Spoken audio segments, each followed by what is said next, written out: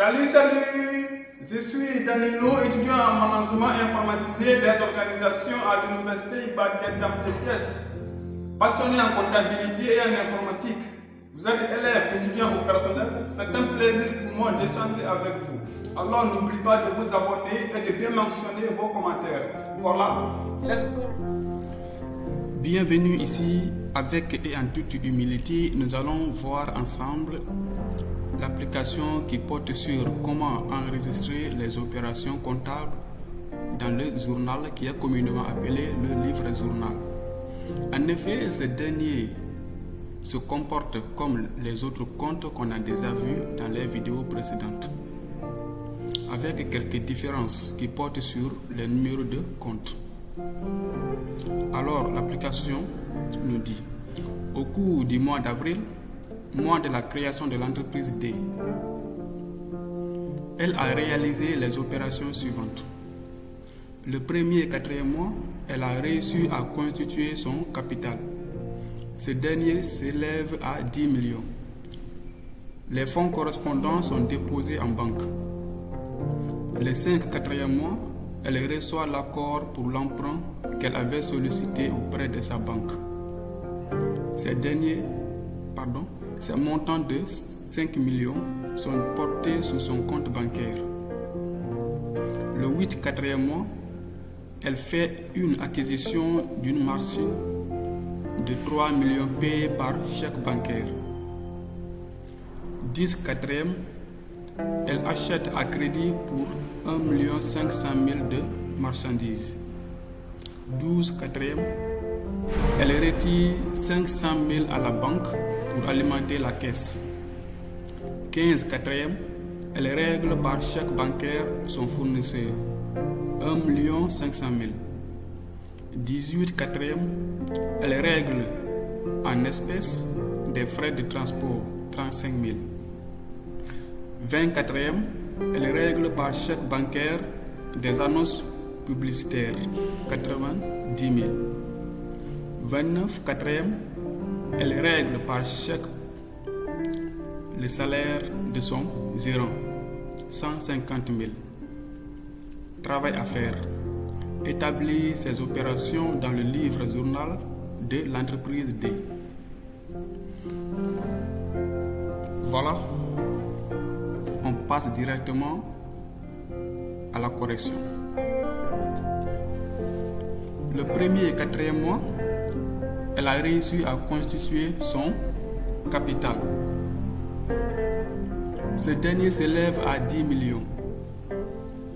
Ces 10 millions sont déposés en banque. Comme nous le savons déjà, qu'est-ce qui est débit et crédit?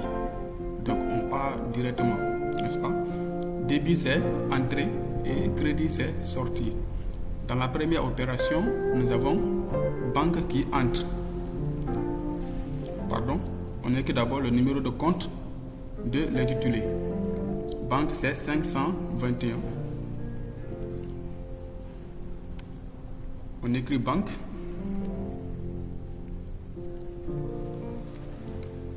Avec son montant. C'est 10 millions. Également, au niveau du crédit, nous avons le capital, dont son numéro de compte est 103. Intitulé capital. Avec le même montant, 10 millions. C'était pour la première opération. On passe au deuxième opération. Le 5, elle reçoit l'accord pour l'emprunt qu'elle avait sollicité auprès de sa banque. Ces montants de 5 millions sont portés sur son compte bancaire. Également, nous avons compte banque qui entre. L'intitulé, c'est banque. Avec un montant de 5 millions. Avec un montant de 5 millions.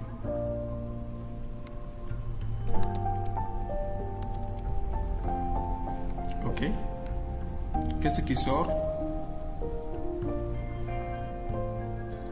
Elle reçoit l'accord pour l'emprunt qu'elle avait sollicité auprès de sa banque. D'accord. Ici, nous avons l'emprunt. Numéro de compte, c'est 162. L'intitulé, c'est emprunt. Avec le même montant, 5 millions. On passe au 8. Elle fait une acquisition d'une machine de 3 millions payée par chèque bancaire. Ici, c'est une machine qui entre. Ça veut dire que c'est matériel industriel. Numéro de compte 241. Avec montant, c'est machine. On fait machine avec son montant. On peut déplacer un peu. Ok. Montant, c'est 3 millions. D'accord. 3 millions. 3 millions payés par chèque bancaire. Donc c'est banque qui sort. Donc 521. On écrit banque avec le même montant, 3 millions. On passe au 10. Elle achète à crédit pour 1 500 000 de marchandises. Nous avons ici achat de marchandises. C'est 601.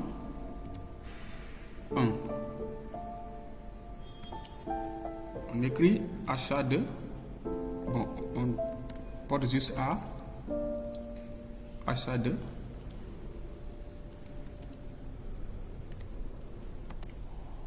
Marchandises. Ok, achat de marchandises. Combien?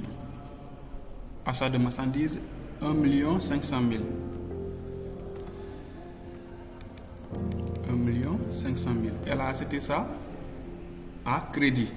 Ça veut dire c'est fournisseur. Fournisseur, numéro de compte 401. On écrit fournisseur.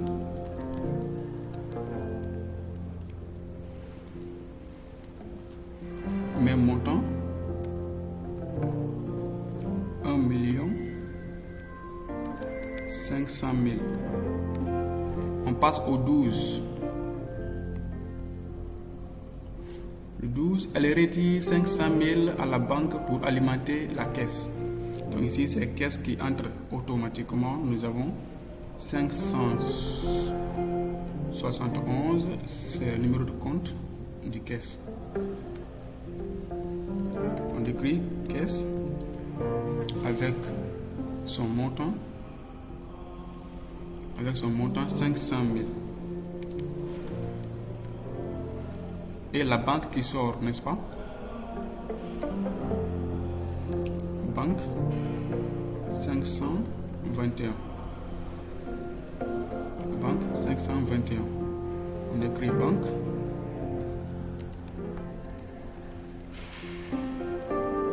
Même montant 500 000.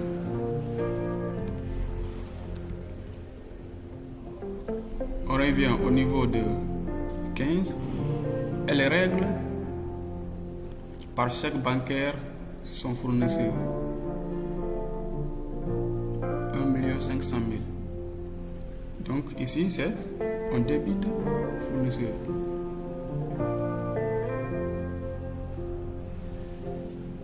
« 401. Fournisseur.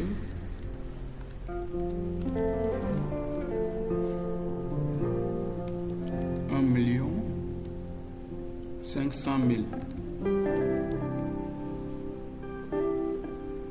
Ok, et on crédite banque 521. Ma banque avec même montant 1 500 000. Ok. Le 18, elle règle en espèces des frais de transport. Frais de transport. Numéro de compte c'est 61. Numéro de compte 61. Frais de transport.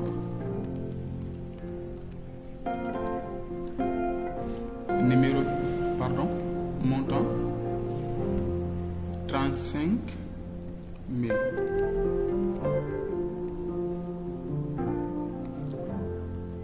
En espèces 571. Ça veut dire c'est caisse. On met caisse. Mais montant 35 000. On passe au 20. Le salaire de son gérant par chèque bancaire. Le gérant ici représente le personnel. Et le personnel, c'est numéro de compte 422.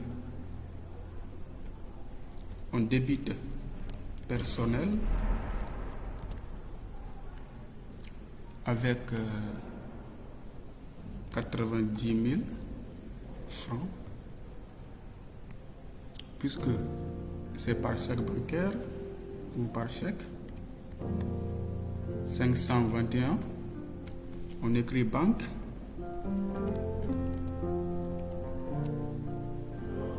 avec le même montant, 90 000.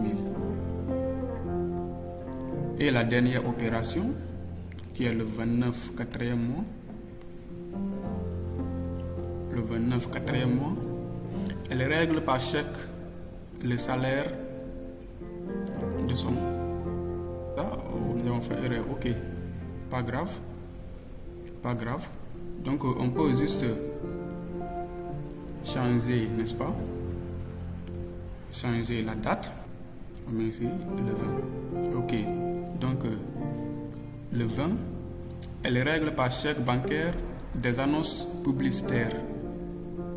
Ok, on met ici annonce publicitaire, ça veut dire frais de publicité. C'est 627, numéro de compte. Numéro de compte. Ici, on met frais bancaires. Frais de publicité. Frais de publicité. Ok. Mon clavier est sur anglais, d'accord? Donc, ne regardez pas les fautes, ok? Ici, c'est 90 000. Donc, on doit falloir changer ici le montant. Le montant ici, c'est 150 000.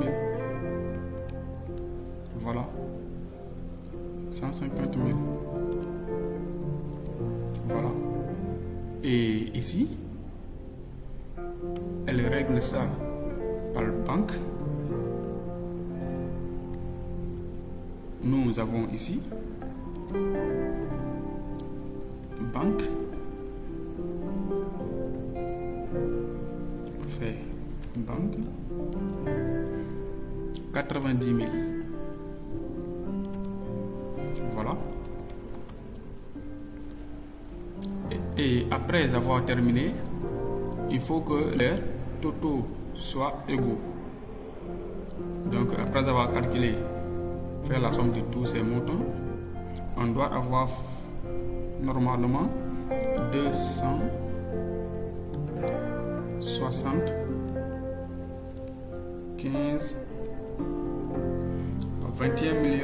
775 000.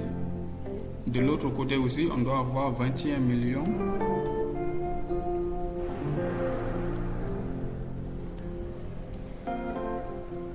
775 000.